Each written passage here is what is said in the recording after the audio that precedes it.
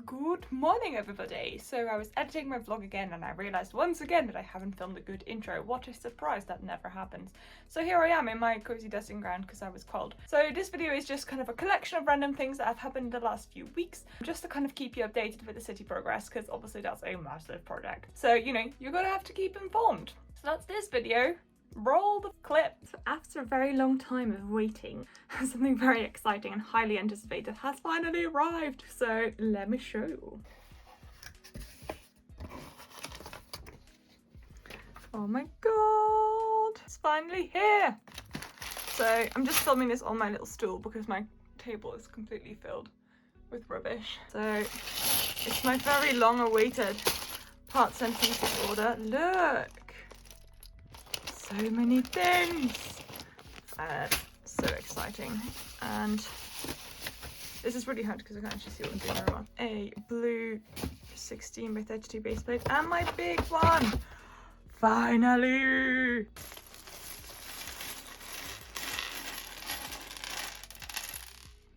So here we have it. I've kind of sorted it. So I've got some of these paint rollers things for the lights that I'm making in Diagon Alley. So these ones, sorry, they're a bit dusty. I got some more minifigure things like a bowler hat, some hair pieces. I really like this hair piece, so I got some more. This for like Diagon Alley customs. Also, I got this cute 11 torso because I just really like the look of it. It was like such a nice detail. Then I've got some coil towels. Sadly, they only had the one design in stock. The other one was out of stock, but I just wanted to have some more. Also, these really cool printed pieces, so I'm really glad I picked those up. I really think they're super cute. Loads of minifigure heads, because you can order all the a lot of the heads from the Stranger Things set, and because I've been looking for extra heads in my Diagon Alley and stuff, it's really hard to find more heads. So I ordered two of quite a few of them, especially also because obviously we're having the new Chamber of Secrets sets that are coming out soon, and there's loads of students in that, so I thought having more of a variety of student faces would be really good. I know most of them look pretty worried, but I think it'll be fun to have. Then I've got loads more fence pieces, which I still think aren't enough, but at least it means that I can kind of continue working on the fence in the city area. And then some bulk orders of some parts I needed. So all in all, pretty good haul. The one thing though that always happens is you get your haul and you realise how much money you spent on how little, because this altogether, guys, hold on to your seat, was £56. So what I always do when I place an order with Pab, I tend to go onto the website, kind of add the things on the Lego site that I want, and I price check everything against the Bricklink prices. But if it's either really hard to get or you can only like get one bit at a time, even if the price is like slightly cheaper on Bricklink, it's probably worth getting them for Lego, because at the very least you can get all of them in one place. So I think if you are after specific rare things or anything in particular, or just a really big order that is hard to find on Bricklink all in one go, then definitely Lego can be a really good deal. But I would definitely say do check your prices when you are ordering. So I'm just going to be working a little bit more on my city, kind of adding the things in that I finally now have in a mail, so I can kind of make some progress, which is going to be really nice. And then I'll check in with you again.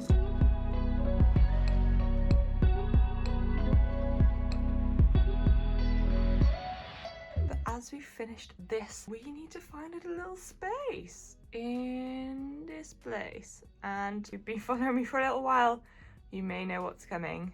I think the graveyard's days are numbered. No! I'm going to be possibly moving it to this space here, because, I mean, that's empty now anyway, but they do have plans for that space. So I'm not going to reveal too much now, but there will be something in that space instead. So I don't know if I'm going to place the building like straight there, because ideally I want to kind of keep half a base plate open, because I don't want to place a building straight next to this really nice outdoor eating terrace of the Parisian restaurant. I just feel like they need to look out on like an alleyway or like a little mini garden or something. So it's going to be a little bit of trial and error, just seeing what I like best. Because these also are lighted, they will stay at the bottom. I'm not moving them. I could potentially switch them around, but I'm quite happy with the way they look. Alright guys, some time has passed and some updates have been made. Mostly the updates have been happening here, as you can see. So many more tiles. The market is in place, which I am actually really chuffed with. My wizard is still just residing over the plaza. I'm actually really happy with just how this is looking overall. I'm waiting for quite a lot more of these so I can tile more. It will give it definitely much more of a finished look. I think also once I add flowers and stuff, it will start to come together really well. My one thing that I'm contemplating is like what kind of trees to put here. You can see I've put the Chinese temple fir tree just in a corner there, but I don't know how I'm going to keep it there because I kind of want two matching ones there and here. I think those may be too big. No idea what I'm going to put here. Ideally I'd like to build some more trees like similar leaf structure to this. Because I have no real pieces to do that with, I think that's going to be unlikely. So maybe if you have some ideas you can leave them in the comments. Move the graveyard into here, mostly just temporarily. We'll just open up a base plate, which is exactly what I need to accommodate this modular. All right, moved some stuff. My two concerns are the two same style windows are right next to each other, which both give cohesion, but also like I'd like them to be further apart. The only thing I'm thinking is I would really like there to be an opening, because having one wall of modulars is going to be quite like dense. Maybe this is better because it has that little opening I was talking about. It is really dark in there though, because obviously it's just in between two buildings and the light is coming from the side, so like it's not going to come in there. But there is more space to quote unquote breathe, I guess. And I quite like the stairs being kind of next to the cafe area. I think that's quite sweet. I think the lantern kind of works there. I could potentially move it a bit further away.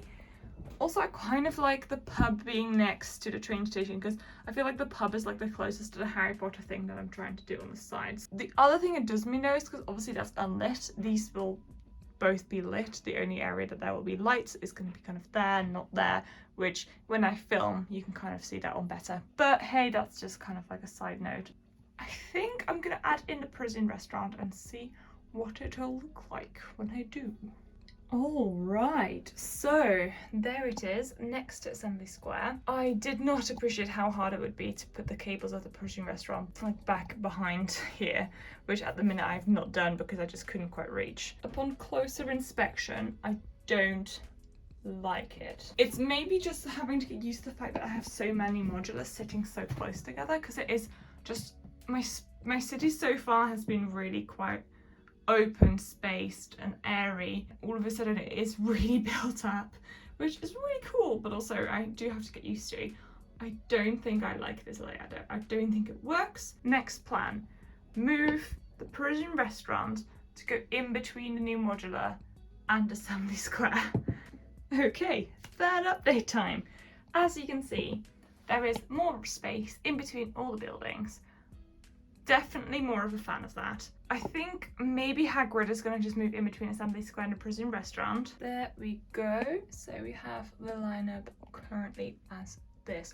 Can't say I'm mad about it. I think, to be really honest, because at the start of this movement I said I really didn't want Assembly Square to move too much because I really liked how it lined up with my statue, maybe I'll just move it back as it was and then create a little alleyway maybe with a little tree, and maybe I'll just add some trees to the city here in front to give it that greenery that I think I've lost and seem to be desiring. I'm going to have some dinner and think about this and maybe get some opinions from Ben, and then it may be too dark to film, but we'll see. Let me zoom out and you can see the whole city. Oh, that's zooming in. Welcome, Johanna. Look, this is my really cool wide angle lens now, so you can see the city all in one go. Honestly guys, I'm at this point contemplating literally changing every single thing. So I'm just trialing this situation here. Because I was thinking, oh, actually that would look really nice there. Partially right, like that doesn't quite work. It's a bit dark for the pump colours.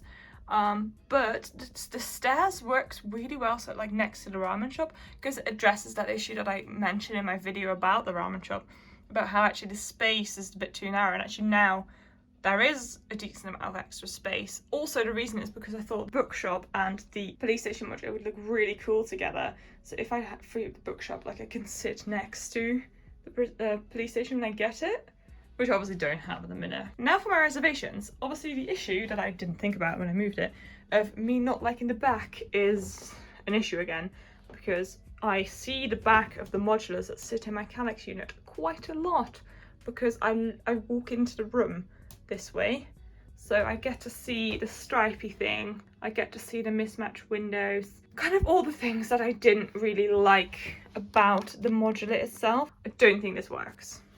As much as I think the front is getting really dark, guys, so like the colour aren't great. I think the front looks fine.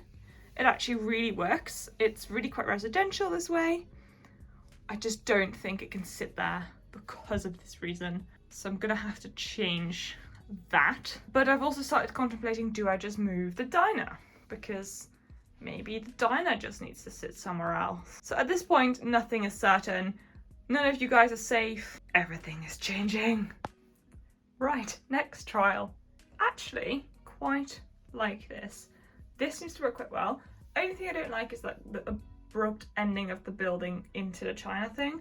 I don't think that works as smoothly as obviously the diner does, because the diner has such a like nice edge to it. Colours work quite well. Also, I quite like the colours here on the side with the actual Chinese garden, but then maybe that building makes it feel too residential. I think it doesn't work. Am I right? I don't think it should sit there, which means that inevitably it's going to have to move back into the row where I had it sitting before. But it was worth trying, because if I don't try these things, I don't know. So I think I'm moving it again. Right, as I was at it, I thought I may as well try this position for the British restaurant as well, because at this point I've tried literally every single other one. Actually, quite like it. I think it's really quite nice. The contrast between the sort of like slightly cheaper looking back alley ramen shop thing to the British restaurant is quite big though, and possibly too big. But it does look really nice in the front. Also, my other really nice thing is the Persian restaurant's actually really quite pretty from the back. It does have those really nice features, and like it has, as modulars go, it definitely has a really good amount of detail here.